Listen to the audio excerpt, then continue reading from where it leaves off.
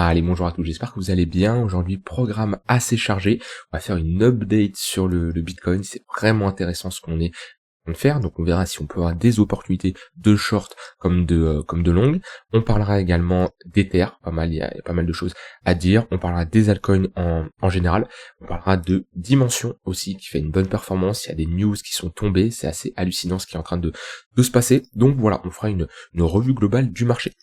Alors, Bitcoin, on a break, on attend la clôture des mais on a réintégré un gros niveau, qui était un niveau de résistance, on a longtemps rangé entre ces deux bornes. C'est intéressant ce qu'il nous fait, on a un momentum qui redevient bullish, même si on n'a pas spécialement invalidé cette divergence baissière. Okay, on était toujours dans des phases de sommet de plus en plus bas. Ce que j'aimerais bien voir pour invalider cette divergence baissière, c'est quelque chose comme ça sur le MACD. Maintenant, là je parle juste d'un point de vue momentum, d'un point de vue action du prix, c'est assez intéressant ce qu'on a ici. Moi, honnêtement, je cherchais à des shorts dans cette borne ici, quand on était, mais aucune opportunité. Puis on a un momentum qui est vraiment bullish. Vous voyez, hop, W là en 4 heures, ouais, c'est comme ça qu'on invalide une divergence. Hein. Si on avait une divergence baissière, ok, on fait un sommet plus bas que le précédent, ça nous indique qu'on rentre dans une phase de consolidation, on a tout simplement un affaiblissement au niveau des acheteurs, et voilà, on a invalidé cette divergence baissière avec ce W sur le MACD, on a break à ce niveau-là, on a break à ce niveau-là, et là ça nous indiquait qu'on avait un retour du momentum au niveau des acheteurs. Et actuellement, on a un fort momentum. Donc même si c'est une bonne zone de localisation pour chercher des shorts, pas une zone que je vais me positionner comme ça, en mode je short, non, je vais avoir des conditions. Certes, c'est bien d'avoir une zone qui nous intéresse pour shorter le marché, mais si on y va avec un fort momentum sans, on n'a pas d'apparition vendeur, vous voyez, c'est pas comme là. Vous voyez, ici, on va chercher cette zone avec une divergence baissière. Je vérifie bien, mais on a une divergence baissière. On fait un sommet ici plus bas. Alors qu'ici, on fait un sommet plus haut. Vous voyez, on rentre dans une phase de range. Ici, on le break. Ok, on valide ici une structure de top de marché. On fait un pullback. Voilà. Ici, il peut y avoir des setups de short, mais même à l'avance, hein, sans avoir cette confirmation de retournement, on sait ici qu'on a un affaiblissement acheteur sur une zone de résistance. Ici, on est sur une zone de résistance, on l'a cassé, mais on n'avait aucun affaiblissement des acheteurs. Donc pour le moment, c'est pas mal, ce que nous fait le BTC. J'ai toujours du mal à le voir faire un nouveau sommet, ok, même si quand même on réintègre un assez gros niveau, c'est assez bullish, et techniquement, si je regarde ce qu'on a ici, on est légèrement sur, on peut avoir une zone de résistance ici intermédiaire, ok. Certes, on est dans notre zone de rechargement de short, mais voilà, c'était le plus gros niveau à passer, il était ici. Donc on va voir comment les acheteurs se comportent, si on a un réveil au niveau des vendeurs, mais d'un point de vue technique, on a des conditions pour continuer à hausser dans les prochains jours. En tout cas, c'est assez encourageant ce qu'on a. Maintenant, voilà, si je prends, on a le halving qui arrive, au vu de la saisonnalité, j'ai du mal à voir un BTC partir et break ce niveau-là. Parce que honnêtement, ici, on bute sur le niveau le plus important. Ok, ça c'est le niveau le plus important, c'est la grosse résistance, on avait L, ok, voilà, ça c'est les gros niveaux de résistance, on en avait une intermédiaire qui était ici, ok, on a un peu consolidé plutôt en daily, mais voilà, ça c'est la grosse résistance. On break ce niveau-là, il n'y a plus grand chose, hein. Il y a ce niveau-là qui peut faire résistance, mais si on repasse au-dessus des 50 000 $, on peut aller faire un nouvel ATH, c'est pas impossible. Alors je veux pas vous vendre du rêve, hein, mais moi je regarde juste ce que j'ai sous les yeux, ok, et voilà, si on réattaque ce niveau-là et qu'on regagne, pour moi, il y a un niveau intermédiaire au niveau des 60 000 $, puis après c'est l'ATH, quoi. Donc est-ce que c'est trop tôt? Après, voilà, on s'adapte en fonction de ce que le marché nous donne, hein. Moi, si on a un marché bullish, et ben tant mieux, j'ai un portefeuille spot je suis bien in depuis un moment. J'avais du cash j'ai du cash de côté au cas où on a une baisse, hein. Je suis à 80-20, ok, 80% crypto, 20% cash, 20-25 à peu près, ouais, ou 23, un truc comme ça. Ou voilà, j'ai toujours du cash à réinjecter, ça m'aurait pas dérangé d'avoir une baisse pour rentrer sur d'autres projets. Si le marché il fait l'inverse, tant pis, mon portefeuille spot sera très content de faire un nouvel ATH. Là-dessus, on est d'accord. Voilà, dans tous les cas, les deux scénarios ne, ne me posent pas problème. Par contre, si voilà, on a un bon flux, on pète un nouveau sommet sur de l'intraday, même déjà là sur de l'intraday, on a des moyennes mobiles qui sont bien orientés à la hausse. Okay, voilà, ici les pullbacks, tunnel 5 minutes, tunnel 15 minutes, c'est des opportunités clairement pour chercher des longues pour accompagner cette tendance. Donc voilà, pour le BTC, et c'est surtout ces deux niveaux que je surveille. Voilà, après on y va avec un flux haussier, un fort momentum. Pour moi c'est bullish. On est sur un niveau, c'est compliqué d'acheter ici, ok. On pouvait éventuellement acheter ici, maintenant j'aime pas me positionner sur un milieu de range pour de la continuation de tendance, mais on était plutôt sur du 4 heures. Ici on était dans un range précédé par une tendance haussière, techniquement plus de chances de casser à la hausse, surtout avec le regain ici du momentum. Maintenant voilà, faudra surveiller dans les prochains jours. Dans tous les cas, moi, sur BTC, depuis un moment je ne cherche pas des opportunités long terme. Pour moi, les opportunités ils étaient, allez, même si je prends large, ils étaient ici. Même ici, on pourrait avoir un peu des opportunités, mais voilà, ici, on arrive sur des niveaux assez hauts. Je ne vais pas commencer à me positionner sur du long terme dans une zone de rechargement short, ok, où c'est une zone techniquement de prise de profit. Ok. Donc, ne pas spécialement prendre des profits. Et ce qui est sûr, c'est que je ne vais pas acheter ici. Par contre, les altcoins, il y a des opportunités. Il y a toujours des opportunités sur les altcoins. Ça fait un moment que je le dis, et il y en a encore parce qu'il y a des altcoins qui sont en train de poser des gros bottoms. Moi ici, si je rentre en position sur BTC, c'est surtout pour la continuation de tendance, pour de l'intraday, sur du swing, mais pas spécialement pour une position long terme. Pour moi, c'est trop tard. Je ne sais pas si on aura des prix intéressants dans les prochains mois, ok, par exemple un BTC à 30 000 $, c'est pas impossible, d'accord, on l'a vu que lors du précédent cycle, on a fait un moins 60%, voire moins 70%. Est-ce qu'on va faire ça? J'en ai aucune idée. En tout cas, pour le moment, on a eu une réaction similaire au niveau des 0,118 ici. Donc voilà, affaire à suivre. Dans tous les cas, je surveille BTC sur l'intraday, sur du moyen terme.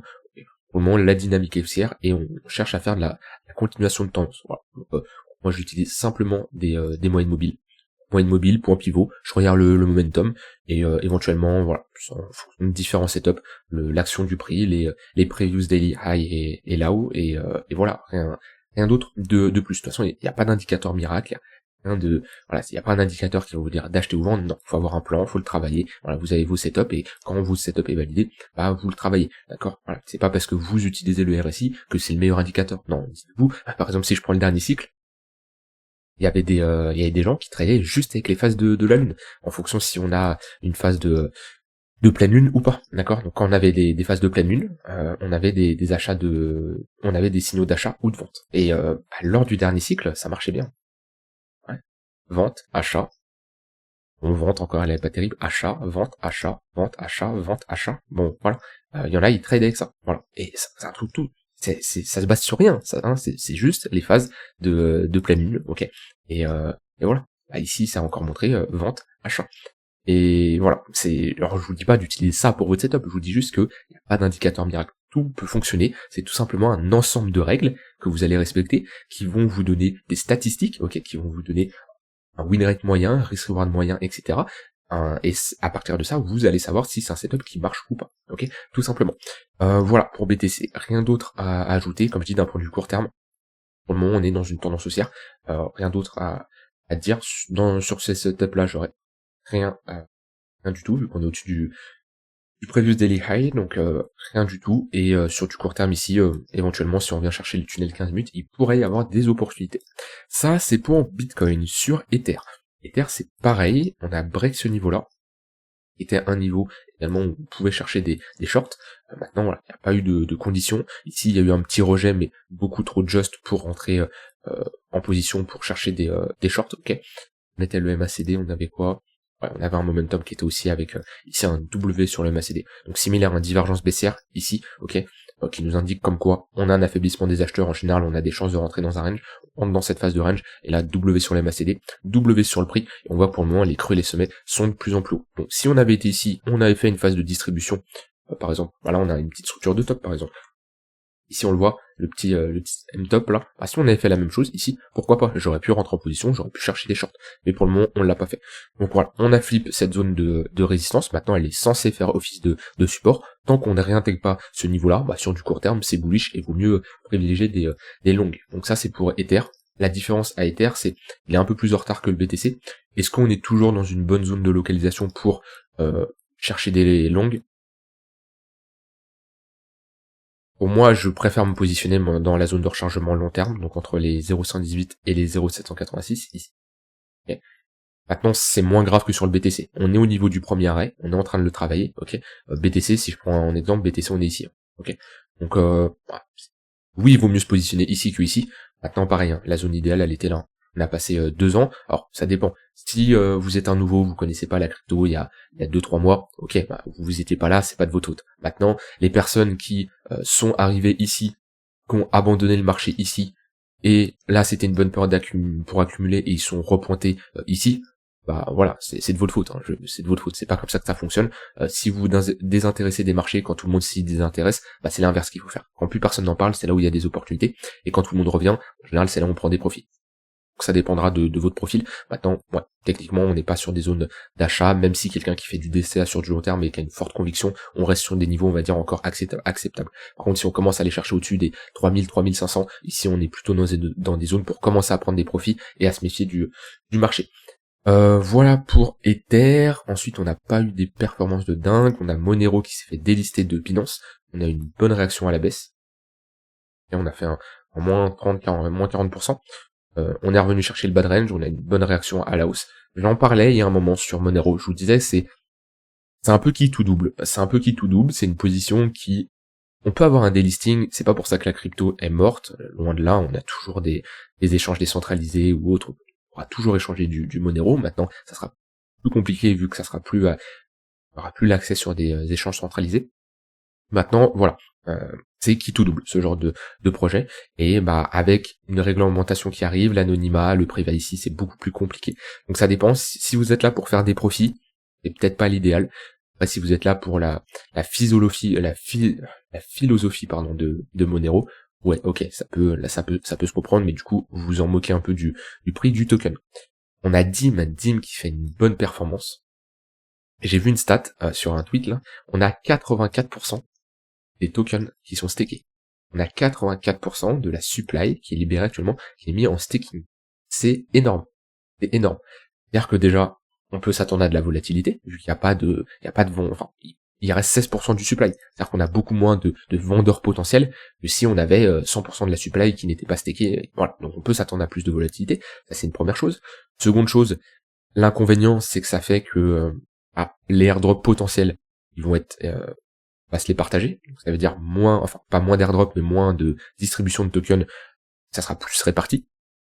On peut avoir aussi des wallets où le minimum de DIM qui sont exigés sont beaucoup plus importants que si on avait 50, 60%, 65% de DIM en staking. Là, 84%, c'est énorme, ok. Ça montre que la plupart des gens, ils espèrent que ça fasse comme un Celestia. Si ça le fait, tant mieux. Moi, pour le moment, je vous avais dit que j'ai 70% de mes tokens qui sont stakés. Pour le moment, j'ai pas spécialement pris de profit. Enfin, j'ai pas pris profit du tout sur mes 30 autres %. Ok, je regarde comment le marché réagit. Pour le moment, voilà, je vous avais dit ma target, si on commence à aller chercher les $10, on va aller sur CoinMarketCap, là on a combien de... on va marquer DIM. On est sur du 1 milliard de capitalisation boursière. On commence à aller chercher les $10. Je commencerai à prendre des profits parce que, méfiance. Maintenant, on a quand même 84% des tokens qui sont stakés, c'est vraiment énorme. Je ne sais pas si j'ai déjà vu ça, ça me parle pas. En tout cas, pas autant, surtout pas autant au début, comme ça. Donc voilà, en tout cas, on peut s'attendre de la volatilité parce que y a moins de tokens automatiquement sur les exchanges. Pour les personnes qui comptent staker et répartir sur différents wallets, faites gaffe, parce que comme je dis, vu qu'il y a 84% de la supply qui est stakée, ça se trouve pour les prochaines airdrops, il y aura un minimum à staker, ok. Et voilà, attention à ne pas trop vouloir faire de wallet. Quelqu'un qui se dit, ok, je mets 5 DIM dans 100 wallets, c'est peut-être pas l'idéal. Peut-être privilégié de mettre 50 DIM, voire 100 DIM par wallet, ça serait plus intéressant. Après, c'est vous, en fonction de vos convictions, on peut jamais être sûr à l'avance de combien ça va être, mais voilà, faites pas 5 DIM par wallet, il y a de grandes chances que vous ne soyez pas éligible. En tout cas, d'un point de vue technique, on a une tendance qui est haussière, des creux et des sommets de plus en plus haut, ok, W, voilà, on fait un pullback, on refait un W, les creux majeurs sont de plus en plus haut, okay, on a un momentum qui est haussier, pas de signaux de retournement. Maintenant ici, c'est vraiment sur du court terme. Moi, le staking, c'est vraiment, je me dis bon, voilà, c'est un token que j'ai eu comme ça, pas mis d'argent dedans, c'est grâce au staking de Atom, etc. Voilà. Si ça peut faire entre guillemets des bébés, c'est-à-dire faire d'autres airdrops et bénéficier, tant mieux. Sinon, voilà, c'est pas, dans tous les cas, c'est de l'argent que je n'ai pas investi entre guillemets. C'est pas pour ça que je me dis ok, faut que ça aille à zéro et c'est pas grave. C'est toujours de l'argent qui est très bête de perdre ça. Mais voilà, on observe, moi je mets en staking, si j'ai des airdrops tant mieux, j'ai toujours 30% qui est prêt à être pris en profit au cas où on va chercher les $10, et si ça se calme, si on rentre dans un range, globalement je remettrai une partie ici en profit. Voilà, pas grand chose à ajouter. Si je voulais parler du Total 3. Alors j'ai oublié. Voilà, Total 3, ça change pas. On en avait parlé. On est dans cette phase d'accumulation, ok, phase où globalement le marché accumule, où c'est le meilleur moment pour s'y intéresser. C'est là où on a des divergences haussières, ok, qui se valident. Comme ici, on a une bonne divergence haussière. On a une ici. C'est là où on rentre dans une phase de range, ok, comme ici. C'est là où on fait des structures en W, ok, qui nous montrent comme quoi on a un bottom qui se met en place. Et bah techniquement, si le schéma se répète, on serait dans cette phase d'expansion. Phase d'expansion, alors jusqu'à où, je ne sais pas. La dernière fois, on avait été chercher les 218 de Fibo de cette extension-là.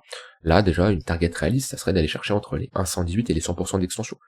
Pour avoir ici une phase de distribution, où voilà, on fait la même chose qu'on a fait ici. Donc après, c'est pas quelque chose qui va se faire en 2 semaines, hein, bien sûr, c'est ici une vue long terme, mais pour moi, on est toujours en train d'essayer de poser des bottoms sur des altcoins. Si je prends des altcoins comme Atom, on est ici toujours dans une phase d'accumulation.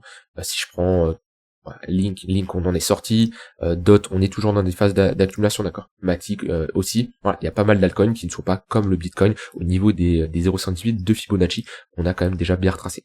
Donc pour moi ici, les meilleurs plays se font sur les altcoins, ça n'empêche de travailler sur du court moyen terme le Bitcoin. Voilà, j'espère que cette vidéo vous aura plu, qu'elle vous aura aidé. Si vous avez des questions, n'hésitez pas, et on se dit à demain pour une prochaine vidéo. Bye bye.